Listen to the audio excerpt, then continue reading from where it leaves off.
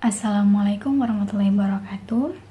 Permission to introduce myself. My name is Fatmalia with NIM 202432008 from the Information System Department and from Class A. In this video, I will work on the final semester exam question from the basic programming course. Okay, number 1, case study, store inventory management system. Here are the program code steps. The provided code is a simple inventory management application written in C++. Below is a step-by-step explanation of the program.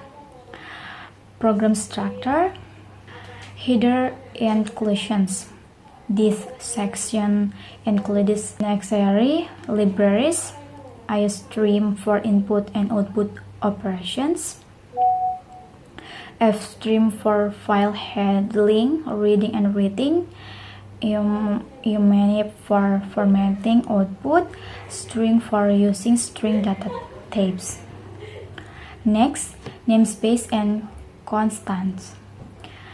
The using namespace std statement allow the program to add standard library features without prefixing them with std.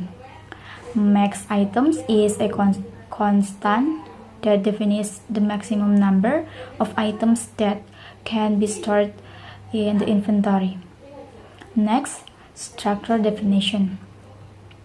The structure named barang defines the data format for each inventory item, including code, a string representing the item's code, nama, a string for the item's name, stock, and integer for the quantity in stock, harga, a float representing the price per unit.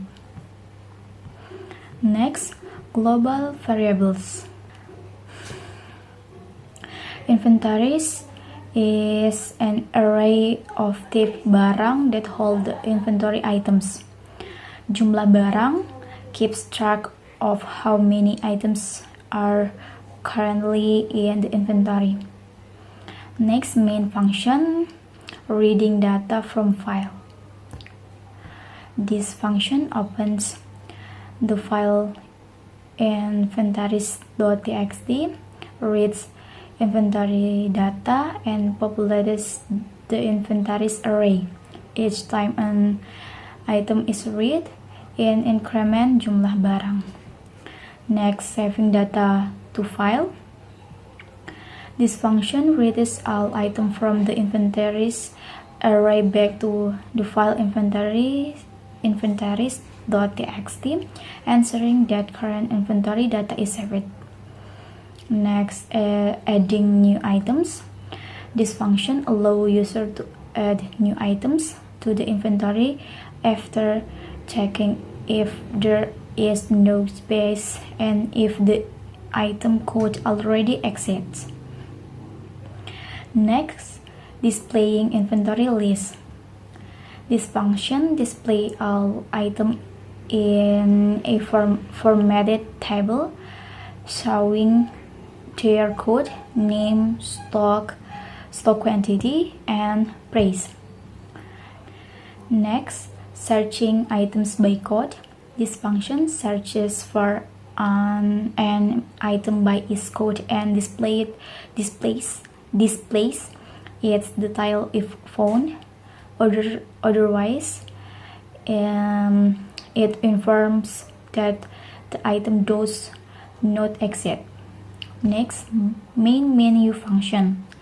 The main menu presents option to add new items, display all items, search for an item by code, or save data and exit the program.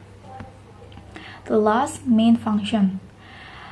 The main function initializes the program by reading exiting data from a file and then calls the menu function to interact with the user.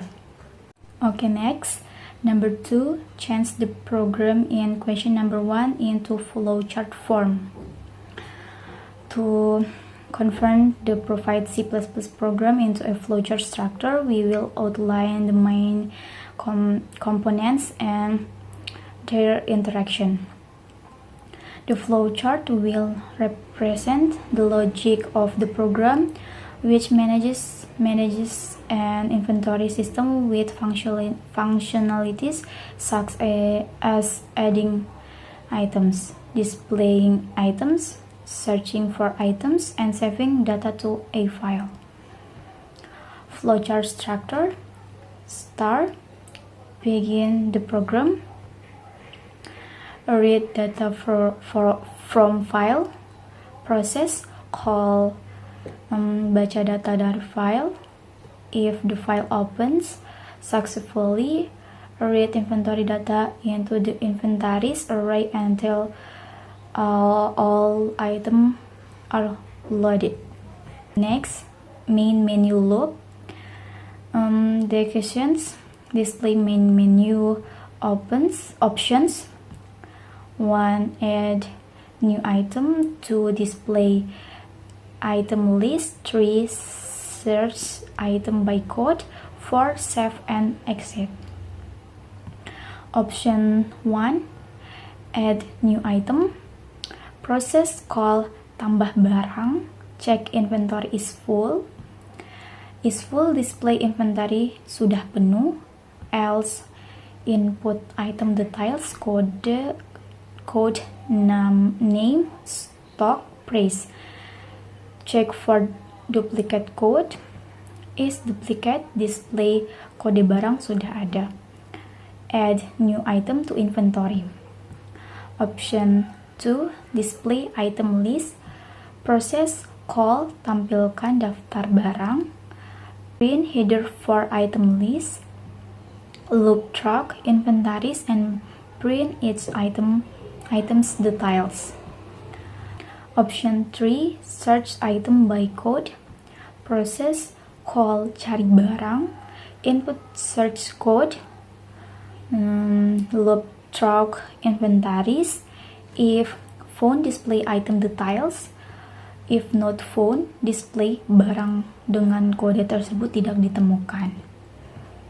Option 4. Save and exit. Process call simpan data ke file. Write all items in inventories to inventories.txt. Display data disimpan. Terima kasih. Next, the last and conditions. The question check if user want to exit. If option selected is for. If yes, determine program. If no, return to main menu. Okay, number 3. Change the repetition structure of 1 to do while. Repetition 2 to for repetition structure. Repetition 3 to while do repetition structure. Next, change the repetition structure of 1 to while do. Repetition 2 to for repetition structure. Repetition 3 to do while repetition structure. Explanation: do while loop executes the code block at the last once and then check the condition.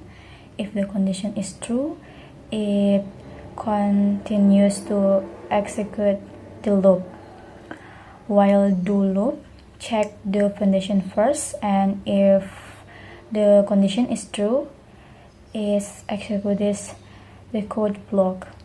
For loop, executes the code block a specific number of times based on the starting and ending value of the loop counter. Note: the original code does have conditions for the while loops, so the loop will either run infinitely or not at all, depending on the initial value of j. You will need to replace condition with the appropriate condition for each while loop. That's all my work today. If there is a lag, I apologize profusely. Hopefully, what I convey is useful for myself and many people in particular. Wassalamualaikum warahmatullahi wabarakatuh, and thank you.